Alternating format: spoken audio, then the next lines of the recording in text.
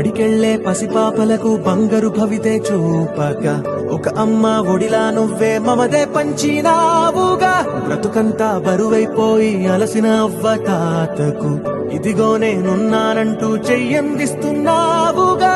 ధారే చూపే ఆలోచన